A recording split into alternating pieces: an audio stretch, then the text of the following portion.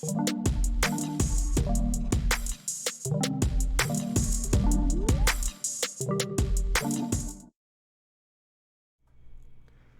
right, good evening and good afternoon, or whenever you're watching this. Welcome to the ARK Podcast Sports Edition. I'm your host, Hussein Mahmoud. Pleasure to be with you today. Just a quick intro on the ARK. The ARK is a place where we give a platform for people of color, newcomers to Canada, people of low income, to have a voice, a place to play sports. So we're starting off on the podcast editions, and we're super excited to have our guest here today. Someone who is well known in the community, who had a long professional career, and someone who's close to me, who happens to be my brother. So super excited to have Ali Mahmoud. So thank you for joining us today, Ali. Thank you for having me. It's a pleasure to be here. Yeah, so for me, I mean, this is easy because I could probably answer a lot of these questions myself, and we've been trying to set this up for quite some time, but I think it's going to be good for people. You have a big fan base in Lebanon, and you also had a lot of people who followed you in Ottawa. So this is going to be a chance for both people to really get an idea of what happened on both sides. So let's just start it off. I mean, you grew up playing not too far from here, sports, right? Probably about 2 kilometers away from the ARK Center. Tell us about your childhood. Like, what sports did you play growing up? Well, my childhood was basically all sports. We used to, me and you used to be outside until it gets dark and we had to come back in, I would play soccer, football, of course, basketball. Baseball. We used to play a lot of baseball growing up. Ball hockey. Remember we used to play ball hockey? We used to play a lot of ball hockey in Herringate. And a lot of these were in Herringate. We didn't live there, but we played most of our life there. Most of our family was there, yeah, exactly. Okay, so, a lot of people might not know this, but you started playing basketball a little bit later in life. Maybe talk a little bit that. And you even got cut from your grade 7 team. So talk about how you got into basketball later and how maybe getting cut from your team early motivated you to get better. Being cut early, of course, was like, a hit to your pride. But I stayed involved with the team. I was actually the manager and water boy. Okay, all right. Water boy.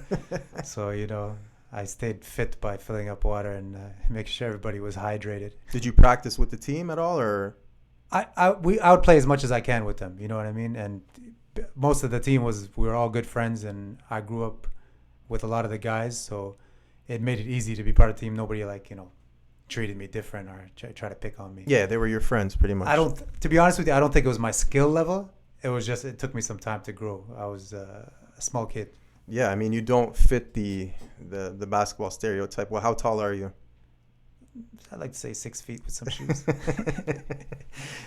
Yeah, so, that's tough, but it's a good story for a lot of people who are growing up that start a sport late or get cut. It's a great opportunity. Even Michael Jordan got cut. I know people like to use that story, and then I guess from grade 8, you just started playing after that, right? Yeah, it worked out for me. And I grew a little taller. Yeah, exactly. Perfect.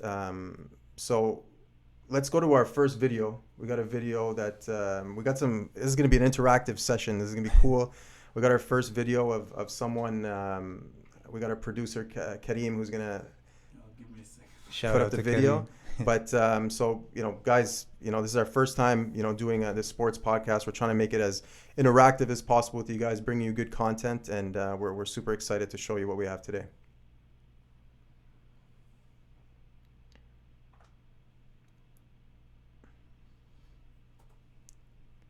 But while we do that, what school did you go to? What school was it? I went to St. Pat's. Patrick's High School. St. Pat's Intermediate, and then you went to St. Pat's High School. So we're ready for the video. So the first video. So we got Mike Rowley. Wow, Mike. We got Mike Rowley, your coach, who's going to give a little bit of a speech. This was Ali's coach from... Okay, let me just give you the headphones. My headphones got some technical difficulties.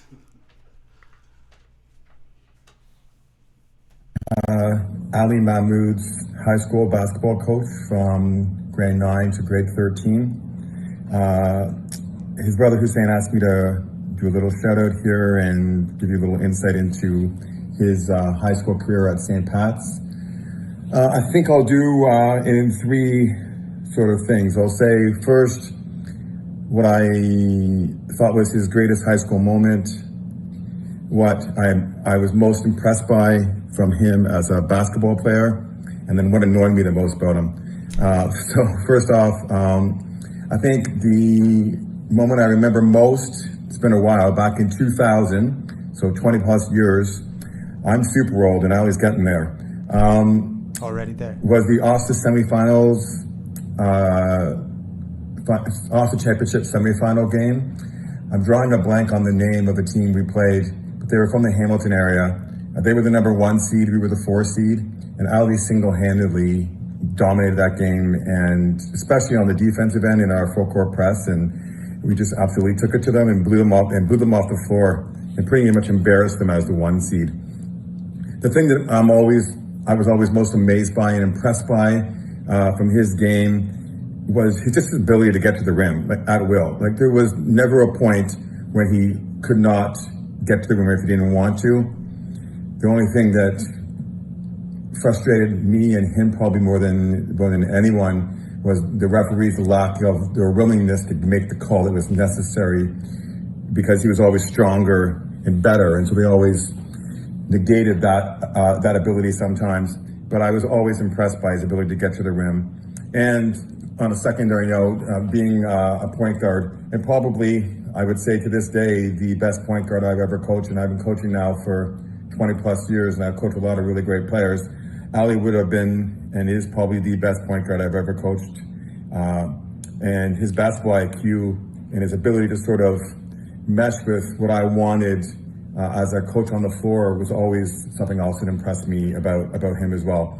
The thing that annoyed me the most during his high school career, which is kind of hilarious now, is his humble hatred of the press and the media. That guy would never do anything related to an on-camera news report. He would never talk to a reporter.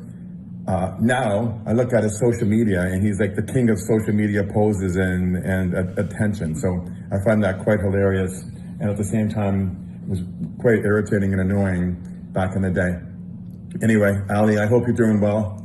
I'm famous for taking shots at you, so I wasn't going to stop doing it now. I hope you're well. Take care. All right, so that was pretty cool. For anyone who doesn't know, that was Mike Rowley. That was Ali's coach from grade 9 until grade 13. He put some good points in there and talked about how Ali was one of his, probably the best point guard that he's coached in his career. So, I mean, a lot of people know about your success in Lebanon, and you played many years. But let's talk a little bit about high school. You talked about how you got cut, and just to talk about what Mike said, like, after grade 8, it was game over. You were a multiple-time All-Star. You won the MVP of All-Star games. You were top-rated point guard. Talk about your high school. Like, what clicked that you just knew that you can beat people off the dribble and you had it? First of all, thanks, Mike, for the kind words, and it was nice to see him on the video. What clicked is just, I think it was just my hunger for winning and hunger just to be better than everybody, and my love for the game was like a mix of everything. I kind of like fell in love with basketball, the art of basketball, the style of basketball. Making a show. It was what I did and what I loved about the game. Do you think that playing other sports, you talked about playing football or soccer. I know that you were, for a smaller guy, you were an aggressive player. You weren't scared to go in. You had good footwork. Do you think those, as a young kid, do you think kids should play all sports, or should they focus on one sport? Like, how did that affect your game? Definitely. My game growing up took a lot from every sport. My vision from playing soccer, from playing hockey, the extra pass, football, speed, contact, being physical from football, all these things came together into one thing, and basketball let me, put it out there all together.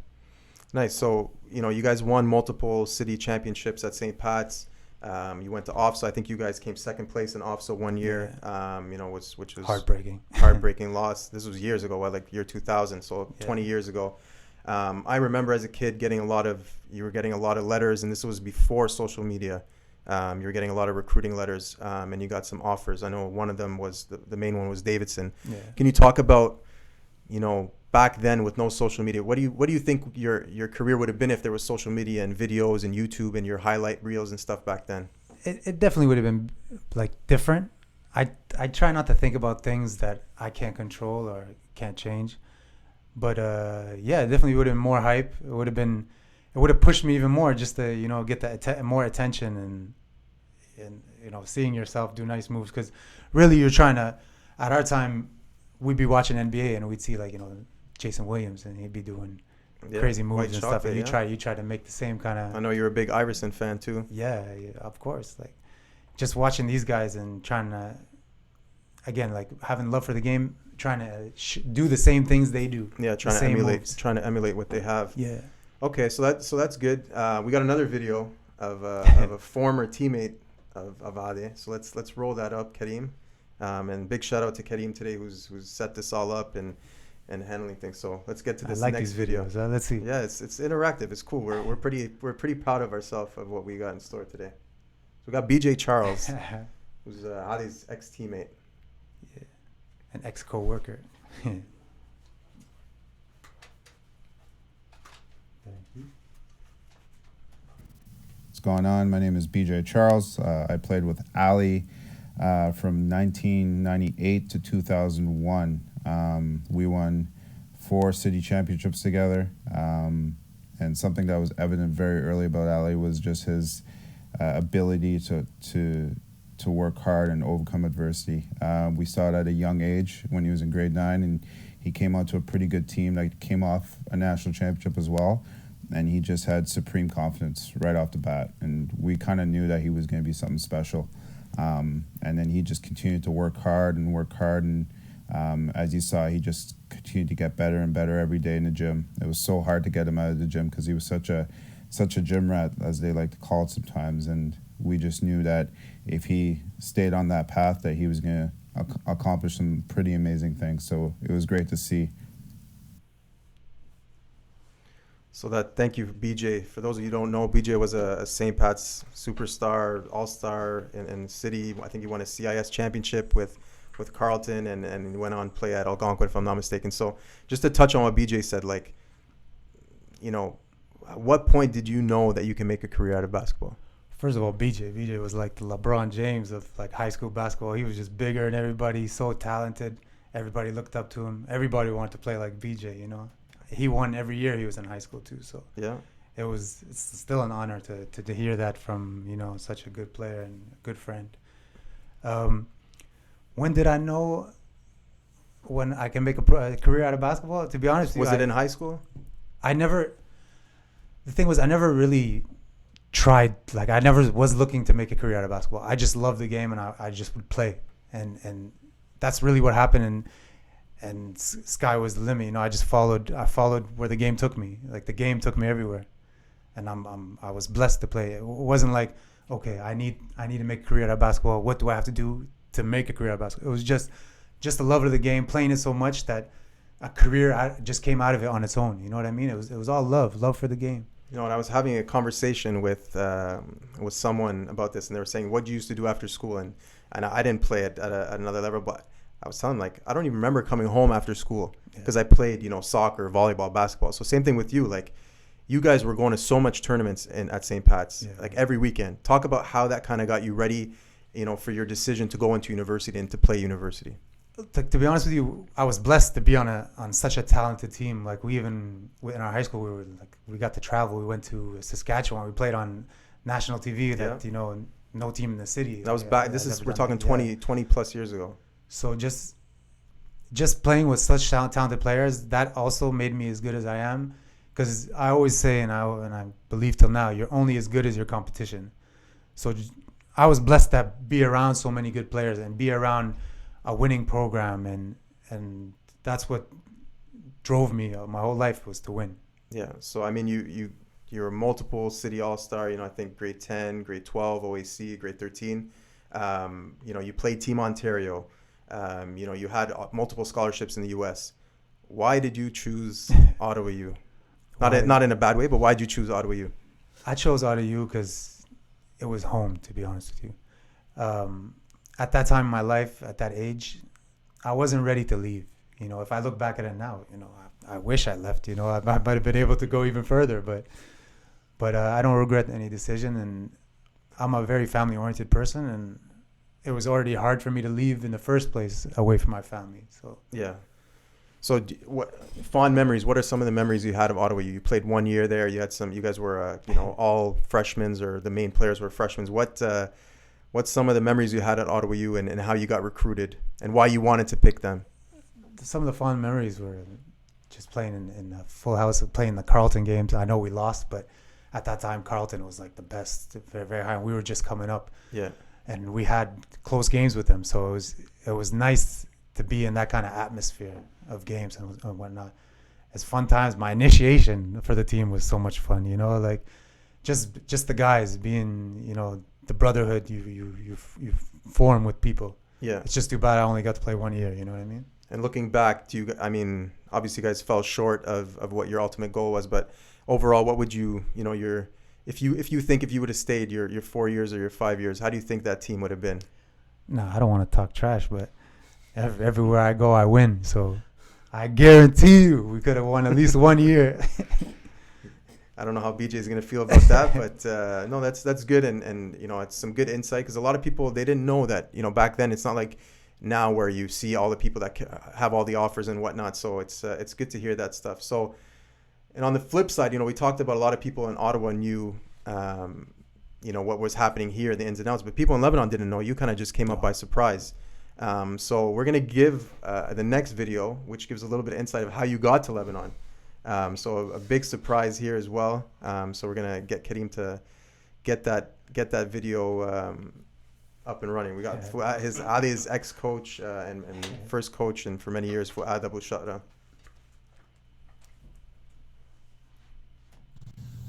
We recruited Ali Mahmoud on the summer of 2003. My general manager was a Canadian Lebanese, like Ali, Canadian Lebanese, from Ottawa.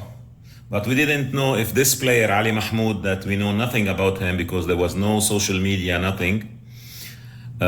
We just had a statistic that he was the second best rebounder.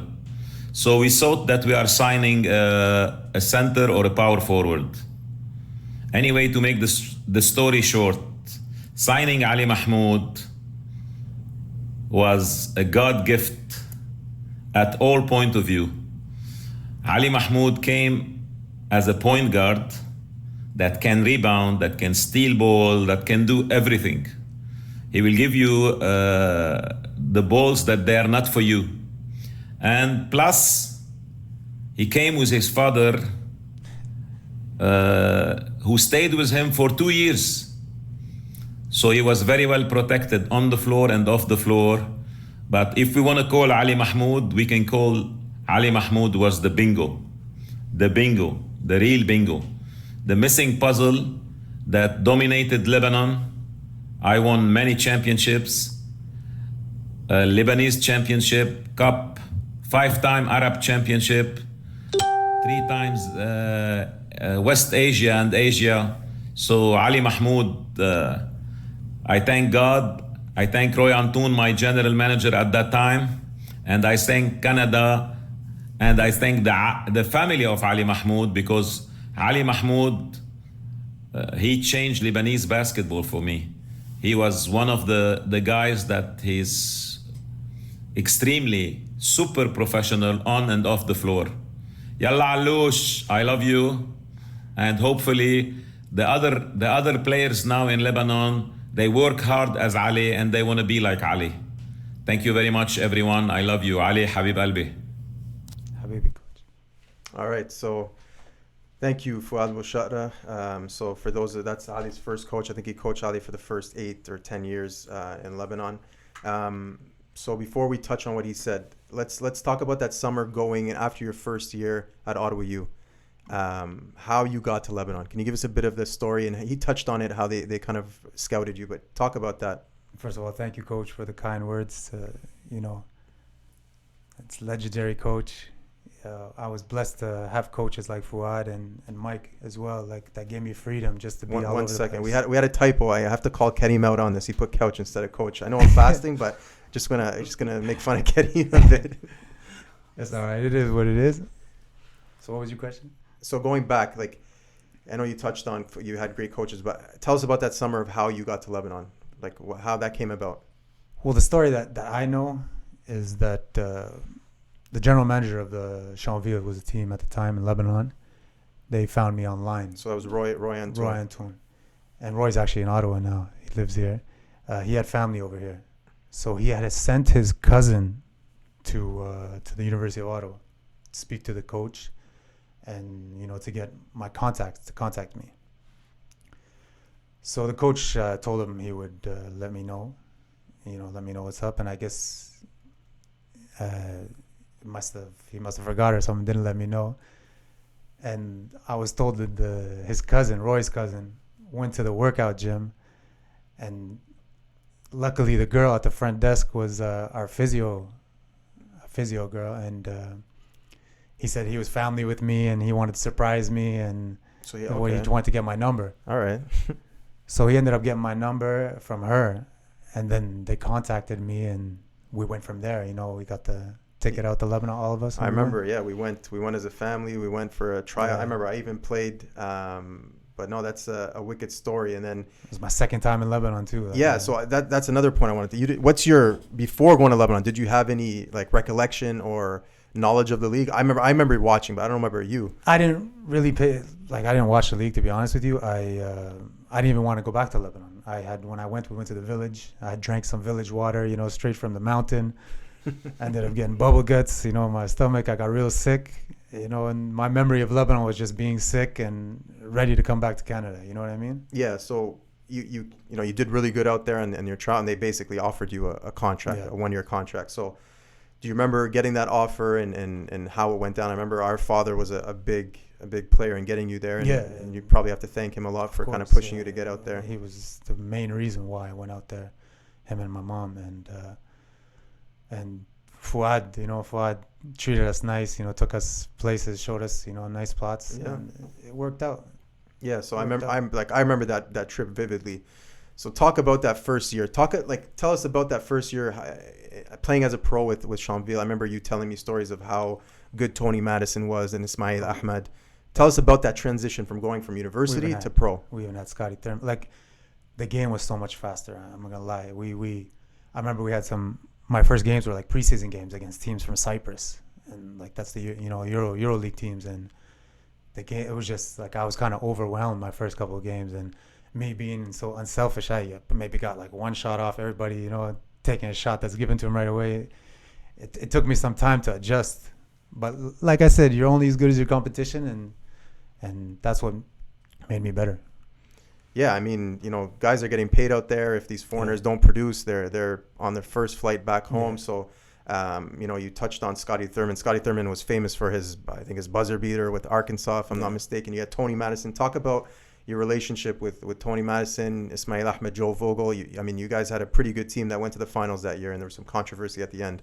Tell us about that year at Chanville. We had a good, like, the whole team was good. Like, we all got along. I had a good group of young players that were good friends. You know, showed me around Lebanon, made me adjust, and now, like, I love Lebanon. I miss the country already. But yeah, like, Tony Madison, he was like, wow, like, he could do it all. And the thing about us is our team, we all had the same mentality. We all wanted to win, and going there, I know Suggest was the team to beat, and they were winning all the time. Yeah. And everybody was knowing we were kind of like coming in new, like, you know, fresh. But you had a vet team with good young definitely. players. So do you remember that year specifically how it went down, the finals, and you know, now they've been playing those games on LBC? Yeah, Like, it's what's nice your- to look back and watch. Being so young, you know, back then I had some hair too. You know, now unfortunately that's gone. But you guys won Lebanese Cup. We won the Lebanese Cup, like at the buzzer. We kind of stole that game. Yeah. Robert got a rebound and, you know, put it in. Big shot. Dubai tournament, maybe, I think, We as did well. win the Dubai tournament. We played I think we were Fly Emirates. Yeah. Was our sponsor. It was just like amazing experiences, and very, like, we were winning. That's what kept me happy. So it's hard to go back and say exactly, like, you know, how it was and what my feeling at the time, but it was just amazing experience. Like, it's my first year pro. But being there so long, I'm not gonna lie, I was homesick as well. I remember I wanted to come back at the end of the year quick. I remember we had reached the finals, and it took a little bit longer because the referee was this. We were playing the finals. Okay, I think we went to game 3. The first 2 games went into overtime, and we won one, and they won one. Yeah. The third game, I'm not sure if it went into overtime, but it was like tight game, and they scored after the buzzer. Yeah, that's and the the ref counted it. Yeah, that's the controversy. And they wanted to carry on and give them the win. So we had to protest, and it went extra long. We were in June. By that time, I'm like super ready to go home. I was seeing somebody at the time. I was ready to come home, see my family, see my friends. Yeah, you were 20 years old, right? I was a 19. kid, Yeah. right? So because of that happened, the best thing, the best thing, we got to make. Yeah, so I'm gonna talk about that. So you guys lost in the end to Champ. It's a hekme, it's a sagesse, and then this has never happened in Lebanese basketball. I mean, I've been watching since you were there, and nothing's ever happened like this. Massive trade happens. Do you remember that? I mean, just to break it down, yourself, Tony Madison, Ismail Ahmed, Joe Vogel, I think Robert Boudagher, Richard Halit, Abdallah Hjazi. There was a whole bunch, and I think Robert Boudagher and Joe Gattas, maybe one. No, Joe didn't come. Joe didn't come. Okay. Yeah. Everyone gets traded along with Fouad Bouchara to Riyadi. Yeah. Do you remember that summer, and do you remember what was your thoughts going into Riyadi? They had a couple of young guys that you guys were able to link up with as well. What are your thoughts about that? The cool thing about going to Riyadi, like Chanville was amazing. Everybody treated me good. It was nice. But the 2 big teams in Lebanon, like the big rivalry was Riyadi and Hekme, suggest. So being able to go to Riyadi to be like to one of the bigger teams was amazing. Like their fan base was huge. Their fan base is all over the world. I remember when I was Chanville going to play at Riyadi, like the crowd was going, heckling me, As soon as I walked in the gym, have you ever felt anything like that? They were swearing at me and stuff, Have you felt anything like that before this? Never. I never got heckled like the way I did when I went to Riyadi my first time. Yeah. I had a good game playing for Chanville. And, the thing I always told myself is when people are like on you, especially fans on you, you must be doing a good thing. Of course, yeah. So it was nice. It was nice to go to Riyadh. So what were your expectations when you went to Riyadh? Did you guys think that you were going to win? Like what was the talks? I remember Fuad calling our house and kind of telling us about what was happening. What were your thoughts going into that year? I expected to win. We got stacked. We got basically the best of our team and the best of Riyadh. All young players, all talented, all fresh. And the cool thing about going to Riyadh too is I was young, and when I went to Chanville, everybody was kind of a little bit older, so I was like the kid on there wasn't like a lot of us young guys. And then when I went to Riyadh, the people they left were all young, my age, and it was fun to hang around with everybody. It was easier to adapt. Yeah, I mean, you had guys like Omar Turk. Yeah. You had Mohamed Ibrahim, Mohamed Hantas, Mazem Naine was a young kid. Ghalib Rida. That's that was a scary team, and it's funny that you see these games on LBC right now. They never show those early years of Riyadh because you guys literally won like 100 straight games. We were right? just killing everybody. We played so many tournaments. We won so many tournaments. Also, the cool thing about Riyadh, the gym was right on the beach, right on the water. It was just nice to be in Beirut, What was that place that first year that you guys lived in? What was it called? Perfect home. Perfect home. anything but perfect. And then we got, as a family and yourself, we got an apartment just literally a couple of apartments up from Riyadh. So perfect locations, beautiful Almanara. So you guys win, and you guys win a lot there. Yeah. So quick point. Do you remember that first championship you guys won? What happened after you guys won the championship? Oh, in Syria, that first tournament. I remember you were there too. Yeah, I was in Syria. I remember that. You guys came as we're playing the final game. Something happened in the crowd, and there's police at the game, and there was army. Yeah, I remember that vividly. Yeah. So some guy was just protesting, and then the army started beating him up with like batons and stuff, and he was just taking it. He was a bigger guy, and then the crowd started going crazy, and they started ripping off. I remember they ripping off the chairs. Yeah. Wooden like benches. Everybody they're ripping off the back and just throwing it like frisbees. So it started raining like back of chairs on us. Like we had to run Yeah. out. They had to stop the game. You know, I remember they were take the crowd out. we had to get- go yeah. into some hidden area, and then when we left on the bus, like Yeah. they were throwing stuff and Yeah, swearing. we so- came back and continued the game, and then once we won, to get back on the bus and leave the area, they were like throwing stuff at the bus. I wasn't even asking about that, so that was a funny thing. But do you remember when you won the Lebanese championship? What happened with the army as well in Riyadh? You guys, Yeah, you could say my career in the Middle East was a lot of action, and it was nice. we'll talk about that after. Yeah. So yeah, we're gonna go and talk about your role as a national team player. You were playing in Asian Cups, World Cups. You played in 2 World Cups. You represented Lebanon for many years. You guys had great success. We're going to go to a video right now with a legend of the game. We're super proud and happy that we got this video. We're just going to wait till that. So he's going to ask you a question. And so Tiger.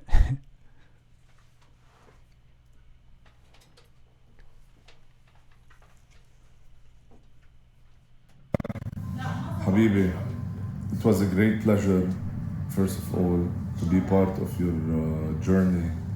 This amazing journey that you've done. You're definitely one of the best players that played in Asia. Definitely one of the best point guards that played in Asia, not in Lebanon. Definitely your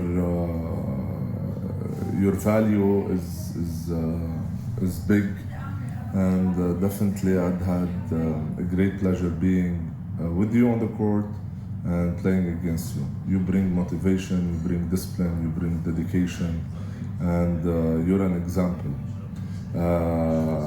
My main question was, how did it feel not being in 2007, not playing in the finals, which I believe we lost because you weren't there, because you were injured, and I know very well if you would have been playing in that game, definitely would have been in the Olympics.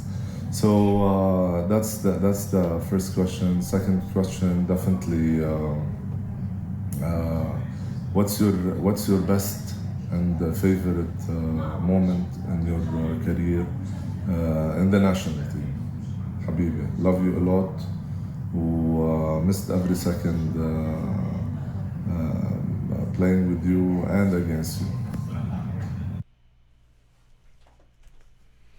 So I couldn't Wow. hear the video, but maybe answer his questions before we get, and then I'll go jump to my.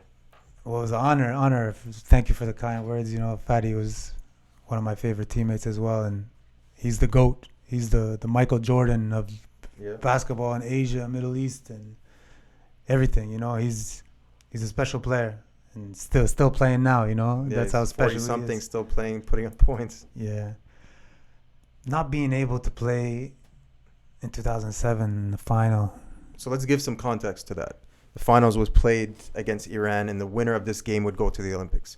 You guys had beat Iran previous to games before. 2 times before in that same tournament, or 2 games before. two games before. Sorry, and you had a good game. You covered their point guard Kamrani, very good. So talk about that. You semifinals, I think you got injured. Wow, that even till this day, it still hurts, to think back and remember that. Not to take away from anybody, I don't want to say if I was there we're gonna win, but I'd like to think, if I was there, we had a better chance of winning because, I like to think I helped the team, Yeah. But it sucks. That was like our main chance to make the Olympics. That year, China was hosting the Olympics, so they basically were going every year to the Olympics from Asia, and there was only one spot usually to go to the Olympics from Asia. So the host country got a spot plus one. Yeah, exactly. And looking back and, seeing how, I don't want to take anything from Iran, they have special players, but by them winning that game and going to the Olympics, it changed all their careers. Yeah. Like Hamid Haddadi. everybody got seen. A lot of them playing in China after. Haddadi went to the NBA. Yeah, he's special. He could have done it Yeah. probably either way. But what could have changed all of our career? What could have changed for Lebanon? Basketball, Lebanese basketball. There could have been more funding. There, going to the Olympics, being able to march over there, being marching with your country's flag, you know, and I want to say it was an honor to play for Lebanon. You know, Lebanon is our roots, and Yeah. I love the country like crazy. You know, I think he had a second. Was his second question? Did he have a second question in there, or that was he did have a second question. I kind of forgot what the second question was, but yeah, it was. So with that being said, you guys lost, but you did play in 2 World Cups. You know, you guys went 2 World Cups. You had some huge wins against France, Canada, Venezuela. You know, you were, I think, 1 win away in both tournaments to go into the next round. Yeah.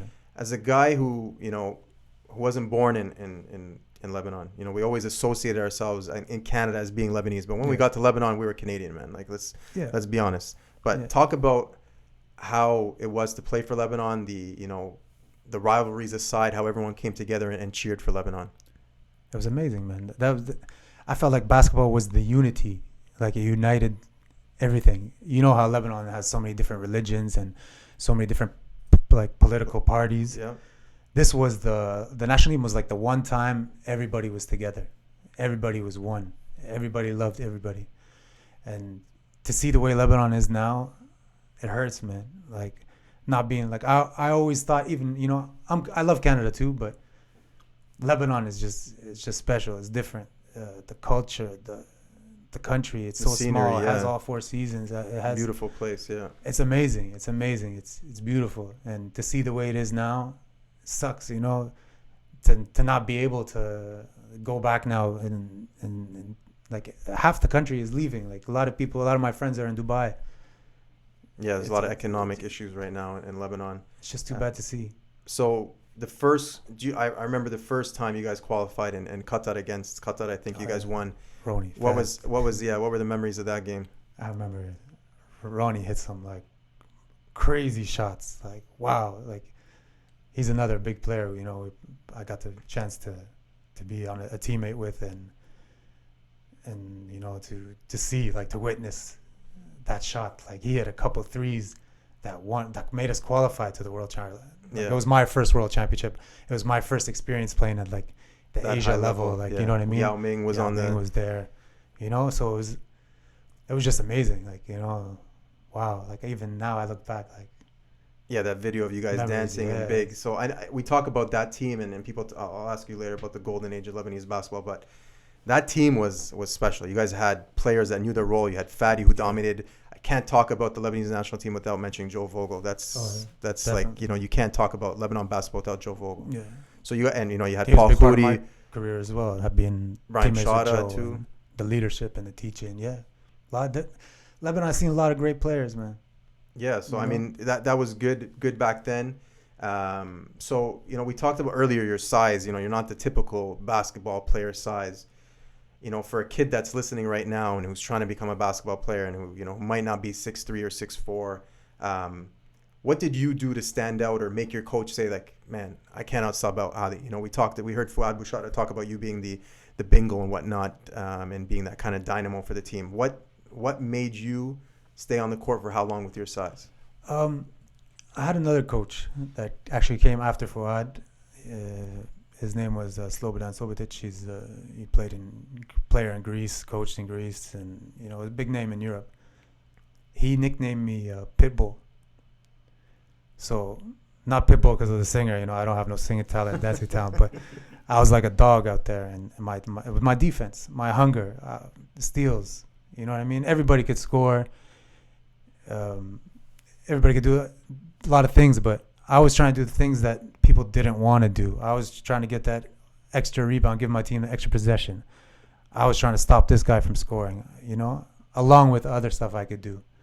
But the dirty work, you know? Yeah, so what would your one advice be to you know, a young kid who's in high school, who's, you know, has an opportunity to go play at the next level, whether it be college or university, that might not be that 30-point scorer, but is a good player? What would you say to them?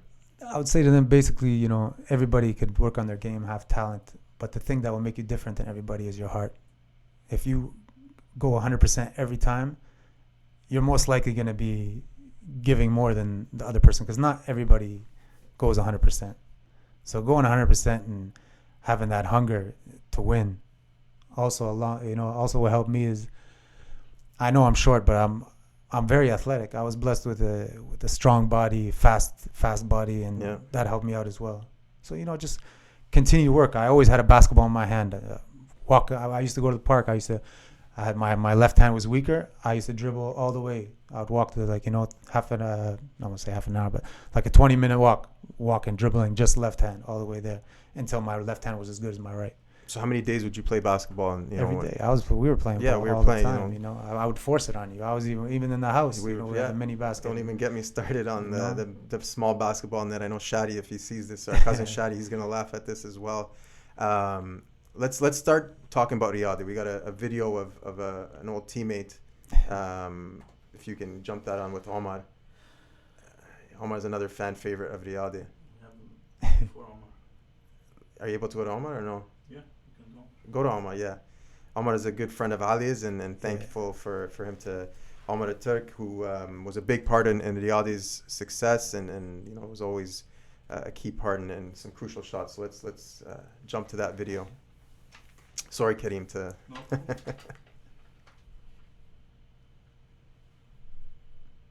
Everyone, Ahmad Turk here, a former teammate of Ali and a lifetime brother. I don't have any questions for you, but one thing I could share is special moments, they don't come much. And playing with you was one of those special moments because we had the same mindset. You knew how to win, you wanted to win so bad. And it was just fun to play with you because you knew how to find me. And thanks to you, I have these on my wall. On and off the court. So thank you, Ahmad, for that video. You saw the trophies. So we talked about how you guys won, over 100 games straight. I think you won over 10 championships in the Lebanese League. Yeah. How good was that team in Riyadi, and how did you guys stay motivated to keep wanting to play and win? How good we were good. Like, we had all the talent you wanted, but there's so many talented teams that don't make it. The thing about us is we all loved each other. Even if there are some guys that don't like each other, they all respected each other. Everybody, so many people were sacrificing for the better of the team, no matter what. You know what I mean? Like, even the foreigners too. Always, Yeah. And I like to give a lot of credit to Coach Fuad because he knew how to get the best out of everybody. You know what I mean? So it was just a mix of everything that made us so good. Omar, there's one memory I remember. We were about to win a championship. It was like he had a huge game. He had I think he had 8 threes and I had 5, I think. And right before the game ended, a minute left, I'm standing. Somebody was at the free throw line. I'm standing. All of a sudden, Omar comes from behind me and picks me up on his shoulders and starts walking with his hands up in the gym. I'm like, yo, the game is not over. We have to finish the game. Omar was. I think there's a picture. I wish we would have had that picture, but people could find that online. But what was it like to be winning championships with Riyadi, living close to the gym, walking to the gym, and like you said, the area being close to Hamada? What was it like being? I guess people in Ottawa might know, but you were a celebrity. Kareem can talk. He was in Lebanon at the time. He probably knew. What was it like winning and being a part in the Lebanese, community and whatnot? It was a blessing. It was amazing. It was an amazing experience. You can't put it into words. You know what I mean? Especially playing for a team like Riyadi, the history Riyadi has, the fan base is like family. It has me speechless, I can't even, no matter what I say, can't even be put to how it felt. It was the best, I wouldn't want it any other way, I wouldn't want to play for anybody else. I loved it. Being in Manada was my favorite gym, crowd chanting my name, it was just amazing. Even the area, living in the area, Riyadi fans all around you, go walk, take an afternoon walk, you're saying hi to everybody on the road. You're getting free stuff. People offering you food. You go to a restaurant, you're getting desserts for free. It was amazing. It was just fun to be there. Yeah. Is there any any championships that stand out to you? I know we talked about some of your earlier ones, but any championships that stand out? I know you guys won an Asian championship. What were some of the highlights that you remember? You don't have to go into detail, but stuff that you remember. All of them were special, bro. Like from everywhere we were, like in other countries when we won, it was nice. From being in Dubai, and it's nice when you're in Dubai because, or other countries, you know, Qatar, Command, we were there. Being a foreign country, all the Lebanese living in the country would come and unite there, and that's what made it nice. You know, it was like you belonged no matter where you were. And you guys you were liked because you were winning, and Lebanese people love Lebanese people. And that was when social media was really taking off. So you guys were starting to get a presence online. You met your wife. I think your wife probably went to one of your games in Dubai. She took a picture with me. You know, she took a picture with me as a fan. You know, my wife's a groupie back then. So yeah, but you know, Riyadh was great times. I think we're going to go to our next video because when we talk about Riyadh, we have to mention this person. I mentioned him earlier. He's going to give us thankful for him. You know, a lot of these videos I want to mention were last minute. So I want to give everyone big props because this is last minute. So we got the legend Joe Vogel. So Kareem, if you can put that on. Hey, Mac. Sorry, man, this is super unprofessional, but I'm walking around the workplace doing this, but your little brother reached out to me today, and I just wanted to sit here and tell you, man, how important you were to my career. Gosh, it was early on in Chauville when you came over there as a young pup, working hard and a ton of drive. It was just fun playing with you all those years, and man, you was the best point guard I ever had. Especially as far as when you're comparing locals, it's not even close. But I mean, you were on the foreign level when it came to that. So, man, I'm glad you're doing well with the fam and 2 beautiful baby girls. It's crazy how time flies, as you can see with all my gray hair.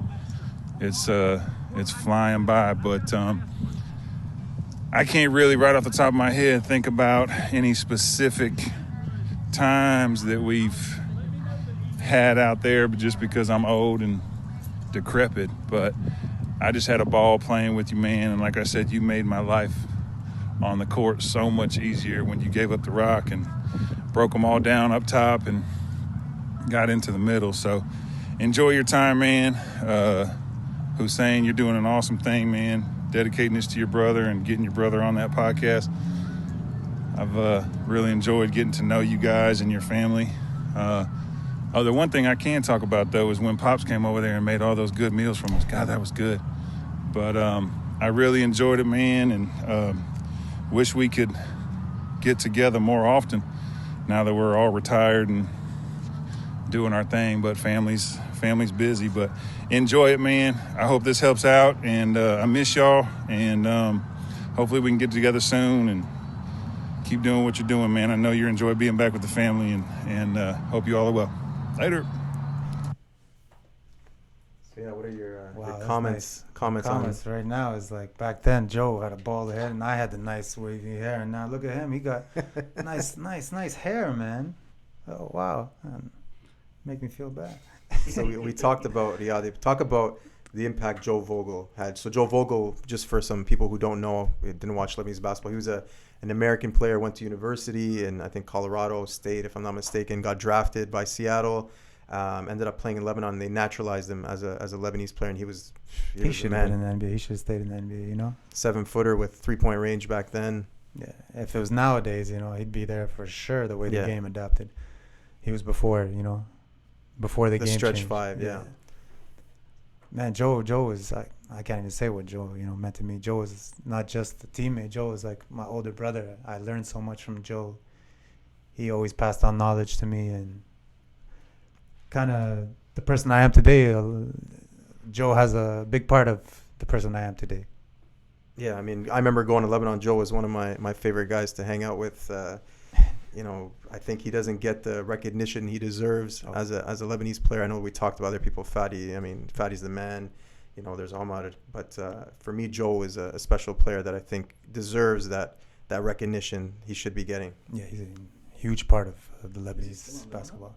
No, Joe is now in the U.S., living in the U.S., and thankful for him to send us that video. So you dealt with I mean, I wouldn't say major injuries in your career, but I mean, man, you had a lot of ankle injuries, back issues, groin as you got a little bit older and whatnot. So what was your approach in rehab, and how difficult was it to be injured in your prime and to miss games in your prime?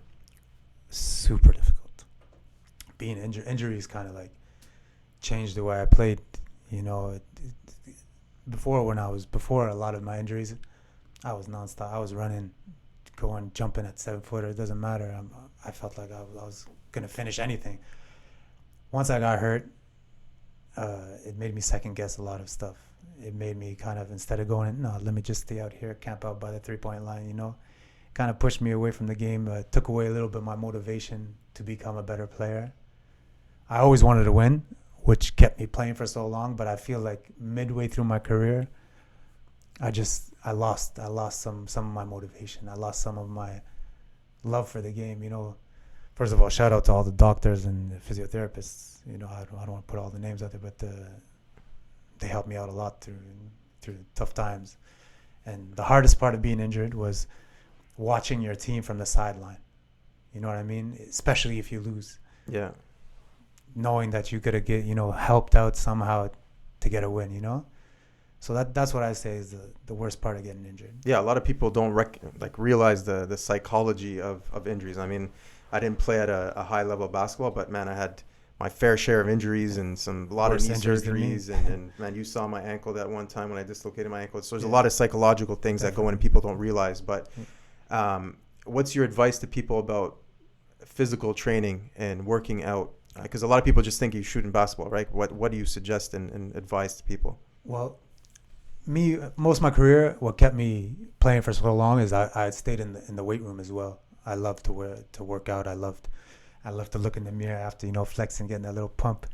I have a passion for fitness, and that's why right now this is my next goal is to get into fitness and help out players, not just players, just help out people get healthier, help out people mold their body into being better people than they are. You know what I mean? There's times like I couldn't work out after my career, being busy with kids and our schedule, where when I wasn't working out, I felt different. I was demotivated. I felt just worse. And once you start working out again, it makes life better. You feel better. You have more energy.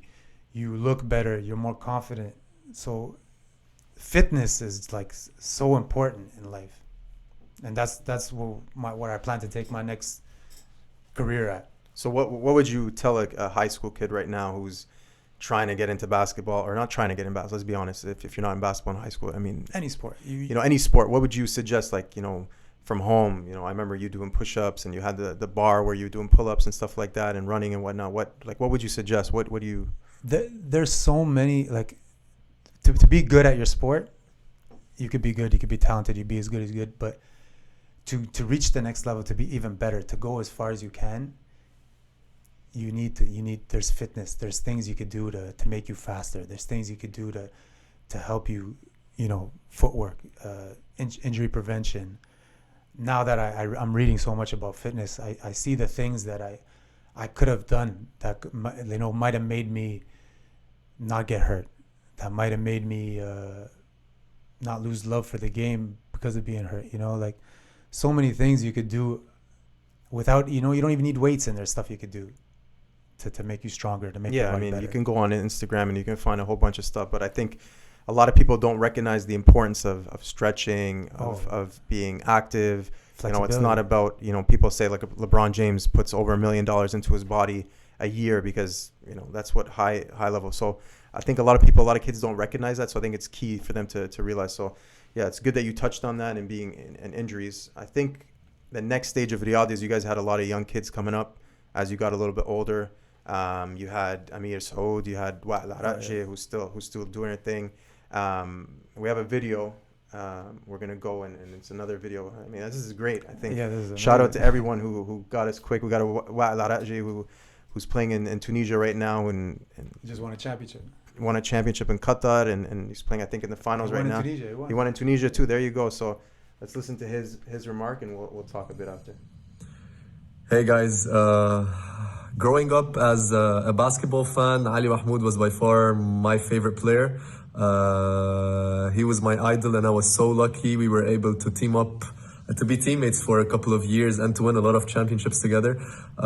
We've had so many great memories, especially that memory when we were playing against Sagesse and there was like a big fight that happened.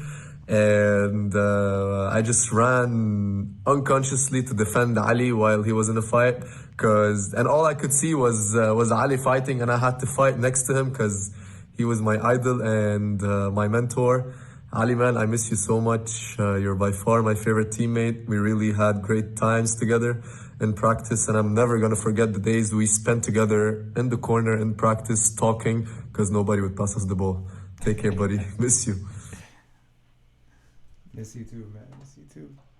So yeah, give us a comment of we'll get into the famous fight, but talk about the youngsters at Riyadh, and how they came up, and like how you look back and how Wael when he was young and what he's doing now. Like that's the biggest thing. I think the biggest compliment I get is when I hear like young players used to look up to me, like finding people. Like young players. Oh, you made me want to play. You made me. This is amazing. It makes you feel a bit old. More rewarding. Oh, I'm old, no doubt. But seeing all that is it's an honor, And coming from a player as good as Wael, where I'm still waiting. I told him I'm waiting for him to get to the NBA so I could watch him play. He has that kind of talent, and hopefully, one day we'll be there watching him play in the NBA. Who else? Anyone else that stood out to you when you were playing? And I know there's still a lot of people playing now, but there's so many young players, man. Amir Saud is one guy that was really big even when you were Lebanese playing. Steph Curry, the way he played. But so many young guys. I don't want to start naming names and forget people, but like all of them, man. Ali Haidar was a big body who's still doing good. Yeah, he came a little after, but like Amir, these guys were kids. I have picture of like as a little boy, you know what I mean? Yeah. So it's amazing to see people grow. Amazing to be part of kind of raising. I don't want to say raise them, but like giving them advice throughout the years. And my experience had a lot of up and downs. So being able to help the younger generation overcome things is just an amazing feeling. But did that motivate you to keep going hard, or? Like, did you feel that, someone was breathing up your neck? You went to Byblos for 1 year, 1 year, and then you came back to Riyadh. But like, did that motivate you at all, or you were okay with taking that mentorship role? I was okay, man. I don't want to say, of course it motivates you, but I'm a confident guy even till now. Like you tell me if I could, I'll tell you I could still play right now.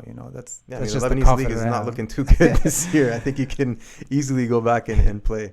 But so like, at what point? I know you had some personal stuff that came up with with your daughter and whatnot, but at what time did you think it was time to hang up your shoes and retire? I felt I played extra years that I didn't want to play just because I kind of like you said, demotivation through injuries. Like when I went and I signed with a new team, Byblos, I was hype, I was ready. Riyadh just let me go. I'm ready to go at Riyadh now. It's my pride. It's the type of person I am. And then getting hurt for so long, it just takes a lot out of you. You know what I mean? It's even till now I look back like, you guys had a good team at Byblos. If losing love for the game. If I retired a little earlier, I felt I would have came back and played again for sure, because now being off for so long, I miss basketball so much. I wish I could be involved. I wish I had more time to go coach as well. Yeah. It's like, even now with the pandemic, it's even worse. There's you can't even go play at the park. Yeah, when was the last time you shot a basketball? It's been a long time, but I still have my mini net at the house. Get it in. Let's talk a bit about. We're going a bit off topic, but let's talk about some of the foreigners you played with. People here in Ottawa and Canada might not know the level of basketball that played in Lebanon, but you guys had high level foreigners, people that played in the NBA. Many people came from the NBA. Off top of your head, who were the top foreigners that you played with, and in the league as well? There was some big guys that came as well. Well, there was a lot of big names, a lot of former NBA players, but the two foreigners that I would say the best that I ever seen. I don't want to take a lot from anybody. The Ismail Ahmed. We can't. Is just special. Yeah. He should have been NBA. Also, I feel that he was before his time. If he was in the way the NBA is now, he'd be a star in the league. Yeah, I mean, he's 40-something years old, still dominating. Yeah. This guy palms the basketball like it's a tennis ball. He just knows so much with the game. The game is so easy for him being his size, and it's like basketball was made for him. And then Tony Madison, because he taught me so much as a point guard, a guard, and leadership, and just his game. You know, he would do everything. So really, those two guys are a step ahead of everybody to me personally.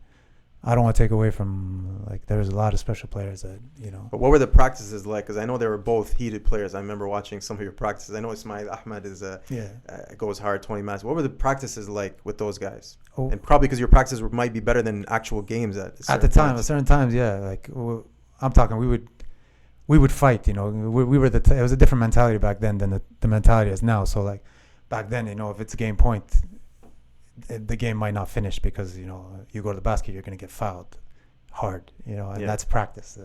And I think that's what pushed us and made us to where, you know, how good we were as a team was because of this and this attitude. We all had the same attitude. I know I'm smaller than everybody, but I was ready to fight anybody at the time too, no matter what size. Just smart mentality. We're going to get back to Wahab's comment about the fight. But so, you know, Lauren Woods played with the Raptors, played with you a couple of years. What you know? Don't forget about Lowe. You know, we were big Raptors fans, so we remember Lauren Woods. Yeah, Lowe. It was an honor, you know, just him walking in with his old school Raptors shorts. You know, they reminded me, like, you know, damn, I used to watch you play. You used to play with Vince Carter. I remember Alexander Radojevic, who was probably one of the big Raptors busts, but he was a nice guy. He was a good player. I mean, you play in the NBA for a couple of years, you're a good player, you know, regardless. No, you can't take away from the talent of the league and even the locals, you know. It was a good league. Many, you know, I remember you playing Smush Parker. I'm just going to name names. I have a bad memory. You know what I mean? There's a lot of players. Said we're old. Yeah, so there was some, like, people sleep on the Lebanese league, but I mean, I remember my first year, Dickie Simpkins was there. Remember Dickie Simpkins with the Bulls? One with the Bulls. Yeah, Ruben Patterson came. Yeah, Kobe Stopper. Kobe Stopper was there. Didn't last long. Who was the guy that Chanville got that played? There was Chanville the year they won. They had a really big. Marcus Hayslip played in the league. That's what you're talking about? I'm talking about later on, like Chanville with Mohamed Ibrahim. I know we're going a bit off topic. Was it Marcus Hayslip? Yeah. Yeah, there was a lot of good players that came through Lebanon and a lot of teams. Andre Emmett came. I remember Nate Robinson tried to go to Lebanon, got cut. Like, just to show you guys how good it was. So Lebanese league is no joke. Like, people think that, you know, it's Lebanon. I remember used to telling people, but you guys were a top Asian. That's why it's sad to see the country the way it is now, and like sports affected it like this, and just the people. It's sad to see, man. You know what I mean? After all those years, there was one year like our national team was ranked, I think, 24th in the world. That's just amazing. That says a lot of, you know, where we were. Yeah, a lot of people that had Lebanese background playing. Matt Frazier was there. Yeah. Brahim Chada was another big part of the Lebanese national team. So having played Ronnie Sakely too, yeah. There's a lot of, like, I don't think you played with them, before my time. They're the ones who paved the way. But let's talk a little bit. You know, you played with Riyadh, I don't know, 13, 14 years. You had so much success there. What was the feeling like of having your jersey retired? To have him, like, now it's me and Ismail up there, but I was the first. It's nice to say that, you know, they don't do that for anybody, and there's I can't even say, like, you know, it's an honor. They're like family. Riyadh is family to me, and it was a big part of my life. It was my glory days of my career, and even now, whenever I go back to Lebanon and I have to go to Riyadh, I have to go see everybody. It's my second home. Yeah, and it'll be good to take your kids as they get older and understand and show them and whatnot. I know your daughter saw some of the videos that they've been playing, which is cool. Those are cool videos. I know they played some Chanville videos. Memories. Let's so many times singing happy, like being before a game, the crowd singing happy birthday to me, you know, bringing me cake, so many things, man. we're gonna go to a video, a question from we put out these questions to the group. So the question about the retirement. Let's go to this question, and someone who's familiar face to Adi and Lebanese basketball fans. He wanted to ask a question. He didn't have a comment, but it was more of a question. Let's see.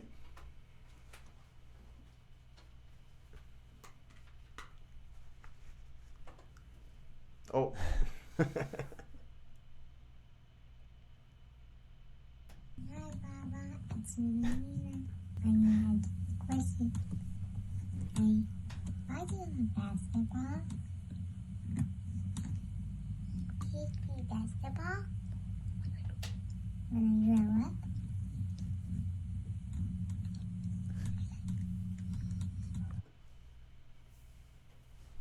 Okay, now you're trying to get me to cry on camera, man. So that's your Ali's daughter, who's basically asking him if why did he pick basketball. But yeah, I thought it would be cool to get her in the video. Ali has 2 kids. Just talk about, I guess, life after basketball. What it's been like.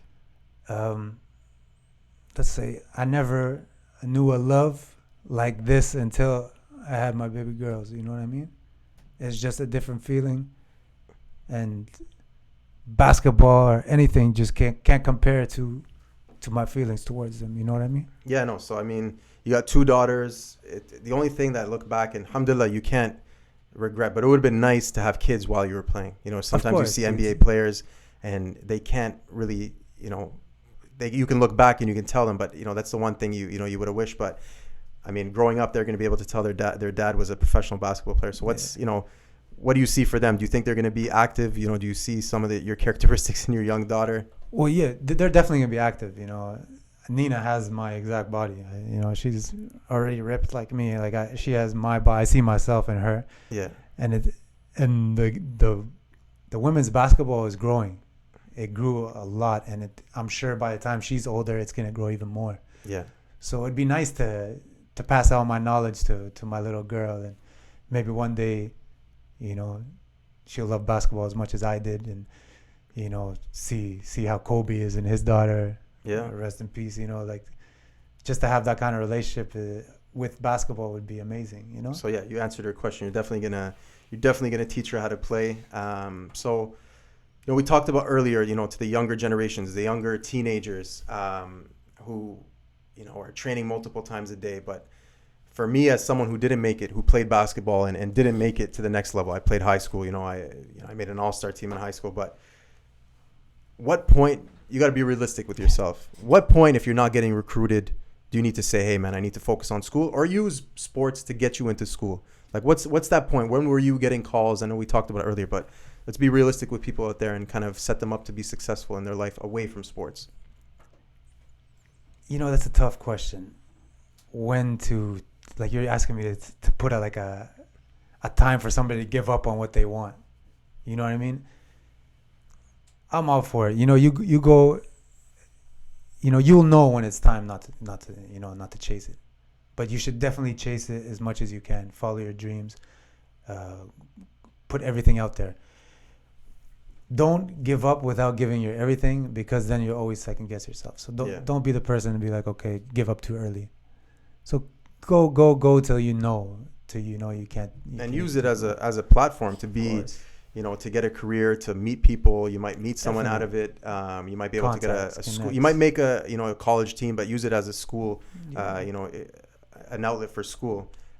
Keeps you out of trouble. It teaches you so many things that help you out in life. Discipline, teamwork, so many things it teaches you. Because we're probably going to have young people watching this, and they're going to think to themselves, okay, yeah, I'm going to make it. But let's be realistic. It's tough to make that level, and the sacrifice, like, you know, we talked about you not coming home after school throughout the year. You would come at 6, 7 o'clock. You know, you would have tournaments throughout the year. So being away from my family, playing national team right after a long season, coming for a couple of weeks back home to see my family, and then going back again. You know, it takes a lot away from you, but you know. Let's talk about that for 1 second. The Lebanese national team had a lot of people who, you know, are Lebanese, but a lot of people who came from the U.S. or came from Canada, and they grew up, and they got a lot of flack for sitting out.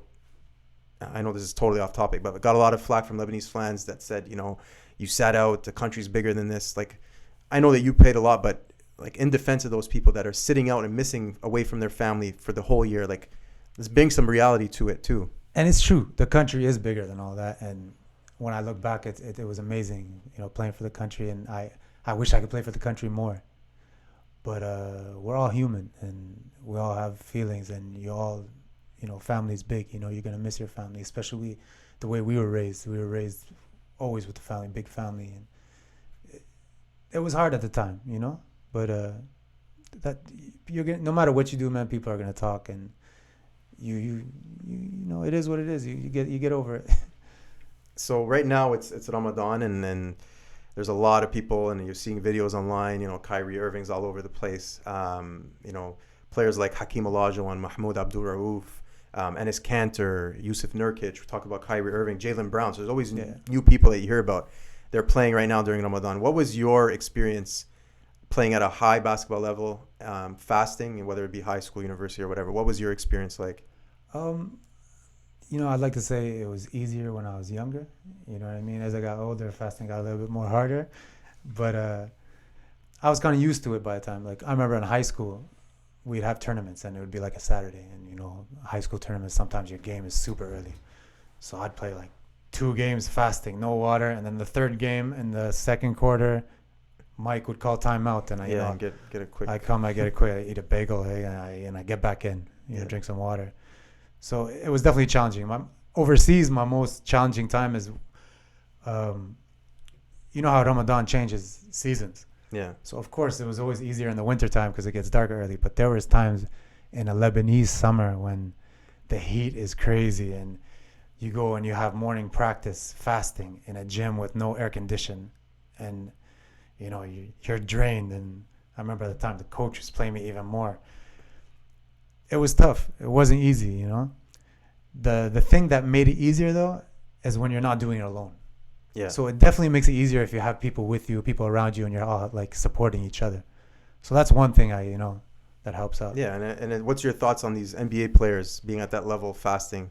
I mean, it's pretty impressive to see that people, definitely. The dedication. I know Enes Kanter's a big advocate for it, but seeing Kyrie, who's still dominating right now, what's your thoughts on that? It's all mental, and I don't want to say I'm proud of them, but like, you could do it. Whatever you put your mind to, you could get it done, and it's you got to. Like, look at Kyrie. Kyrie never fasted, never did anything. Now he's fasting.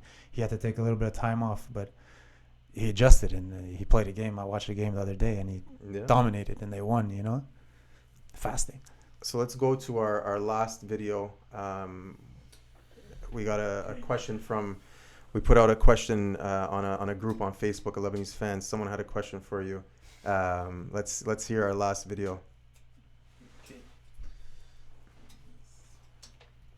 This guy's a fan favorite and a funny guy. Hey Mac, my guy, how you doing? I have a question for you. If you have an advice for younger guys about post-basketball career, what would you give them advice? Because I know that life transition is difficult. If time goes back with you, how would you do things differently? Wish you all the best, my guy. It's always good to hear from Ali. So answer that question. That transition to post basketball. Yeah. Luckily, you got to invest your money right. That makes everything easier. So I was blessed. I got into a little bit of real estate that helped me. I've been working right now, but because of my smart investments, it helped out a lot. The advice I'd give is try to find your passion outside of basketball before you retire, and start working on that at the same time. Some of the things I wish I did more was try to grow as a person more, try to learn more, try to get more skills while I was playing basketball and not just everything basketball. And that'll make everything easier. Yeah, I mean, I think Ali Haidar has a company or something where he does a woodwork, or I see stuff online. So so something like that. Find your passion. And I think that's, all life skills. I mean, if you enjoy what you do, I'm sure Kareem can talk about this myself. If you enjoy what you do, it just makes things 10 times easier. It's not a job. It's you do better. You do it better exactly by enjoying it. Exactly. So I want to thank everyone for the videos. We're not done yet, but I want to thank everyone for the videos. It just goes to show how your teammates feel about you. I literally sent them these messages today. You know, I sent Fadi Khatib a message on Instagram. I was able to get some of the numbers from other people. I would have loved to get a video from Ismail Ahmed.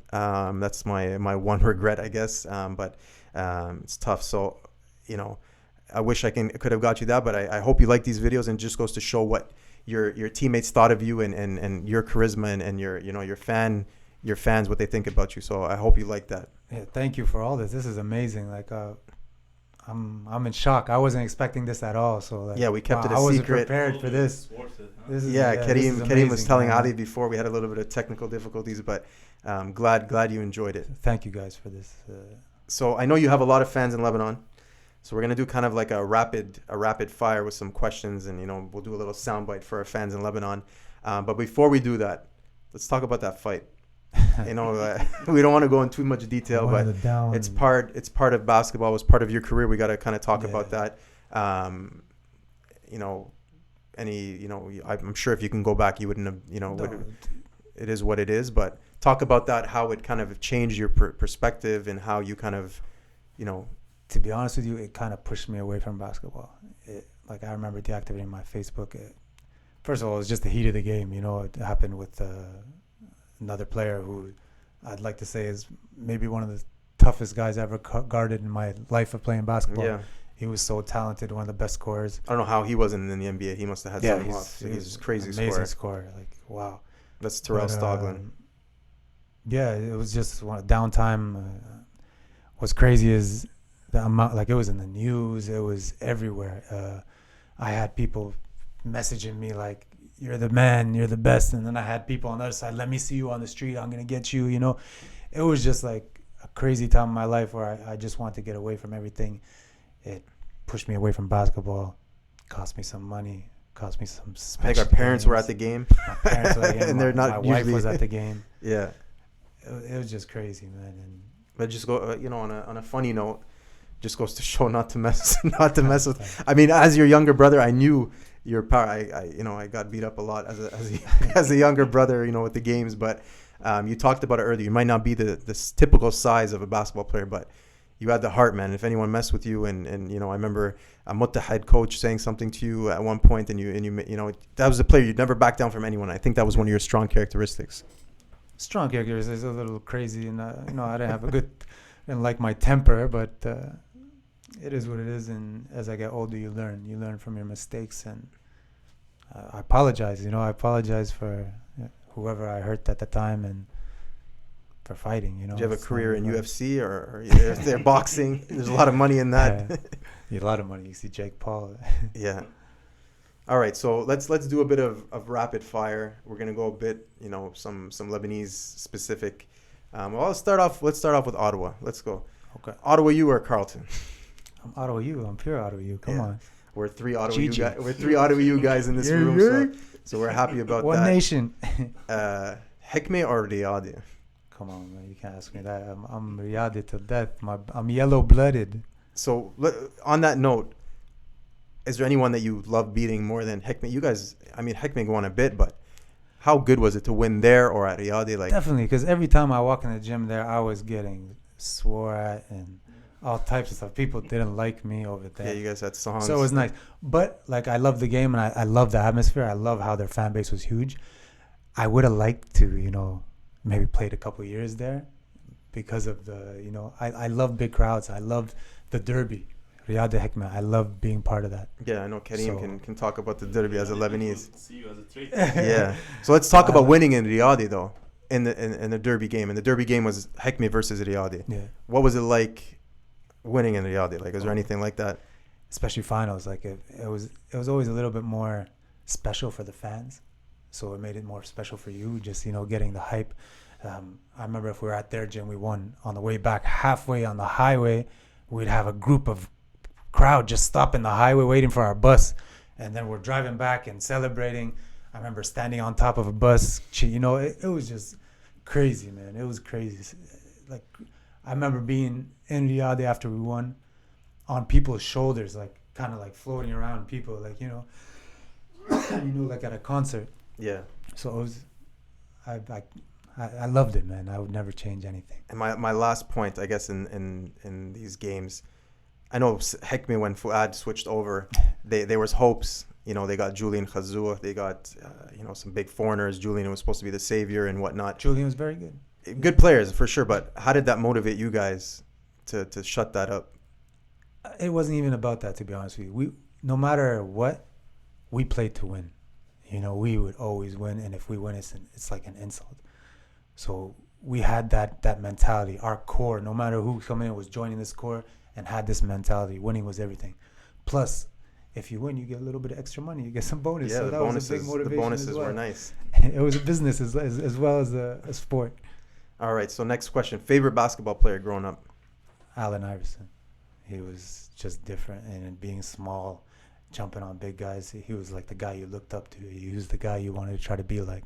And that was your nickname, Ali Iverson, back then. So that was a big part. This will probably be a big sound clip, but in your playing days, what would be your fantasy lineup for a Lebanese national team? Let's go 5 starters. You can include yourself with 2 bench players. Let's go. I'm definitely going to include myself. You know, I'm going to point at. You know, you got to. But if I had to pick, you know, a lineup, you know, you get size. Joe Vogel would definitely be my center. Yeah. He brings so much. You know, he shoots the 3, plays amazing defense. He was a big part of our defense as well. People don't realize that. 4 spot. Ali Haidar. There's a lot of guys. Like, I don't want to forget teammates. I don't want to say nothing, but Ali Haidar's just a beast down low, and I think he would match up well with Joe, because if Joe shoots the 3 so well, Ali would be inside. Ali could shoot the 3. You know, Joe go. I think they would play good together. There was a lot of other foremen. You know, Brahim Shada was a big part. Ali Kanan defensively. Ali Kanan. There's a lot of Fakhreddin guys too was. There's so many guys I played with. I don't want to forget names. 3 spot is the GOAT. You know, the Tiger. How was it like watching him being on the court with him in those games, dropping everything about him? You know, scoring. Like, you go to the world stage, you go to World Championship, he's still gonna be like top 5 scorer. If it's in there, he's gonna find a way to score. Yeah. He's just special. Size, shoots, power. You know, he was just a different player, and not just on the court, off the court. His businessman, everything, his aura, he's a special person. You know what I mean? He's a legend. Yeah, I mean, for people who don't know who Fadi Khatib is here in Canada, go check him out on Instagram. The guy's like 40-something years old, still playing basketball, shredded. He's a beast. He's a businessman. So I'm gonna have to take off my shirt. Yeah. So who would you put at the 2? At the 2, I would get. You know, there's a lot of guys. You know, Omar's good, but I would have to get that special defender with size. You know, he'll score everything. Jean Abdenour. He's a teammate I could always count on to go to war with, no matter what. You know, he's another guy that has heart, and he plays to win. He sacrifices, you know. Yeah, a lot like you. He was able to sacrifice no matter what. Pass and so whatnot. The team came before him. Yeah. You know what I mean? And that's a lot to say about a guy, you know. And then I'm gonna guess yourself at the point guard position. Yeah, you know, I gotta run the show. But you know, Wyatt is another special talent that, you know, could play the 1 as well. He's 1 or 2. He's a special player, scorer. Freak, dunks, long, fast, very fast, you know? Yeah, and I guess you gotta, and off the bench, we'll go 2 more. You have to include Ronnie Fahed, I guess, off the bench. Yeah, Ronnie Fahed is a legend, man. He's known for hitting crazy shots.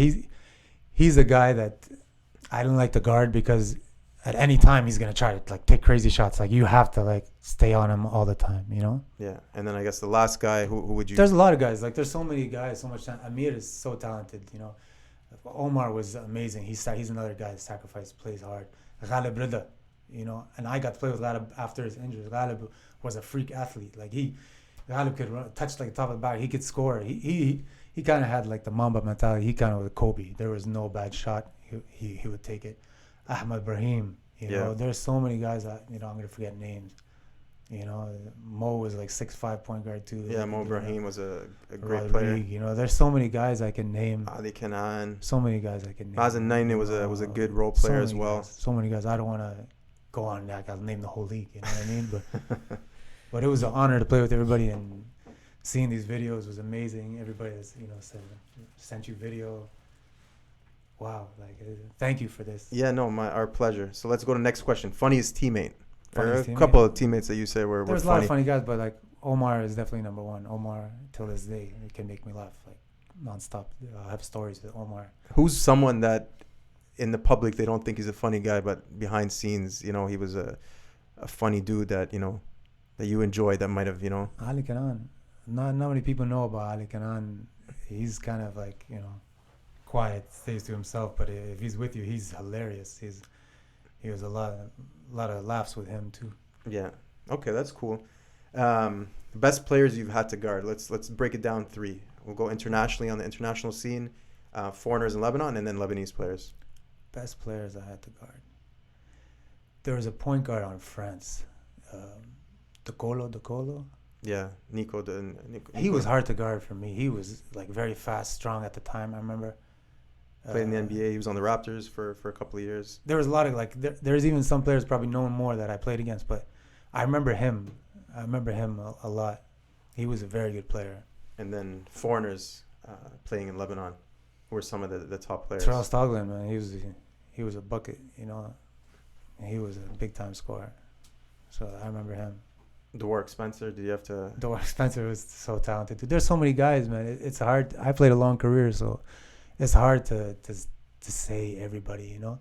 And then even locals like Ahmed Brahim had so much talent. He's 6'7", special player, could shoot from anywhere. You know, there's so many guys that were good.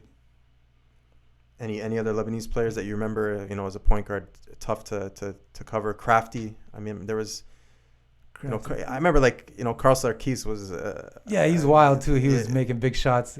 He's another guy with heart. You know, can't take away from him. Especially all the hate. You know, he had a lot of haters, and to come out and ball all the time, and he was just, you know, a man. You know, he was hard. I remember one time we were on the court just standing, and some guy from the crowd jumped up, and I turned, I look, and some guy just punched him in the face. Carl got back up and chased the guy. Like, yeah, it says a lot. The dude was like, you know, tough.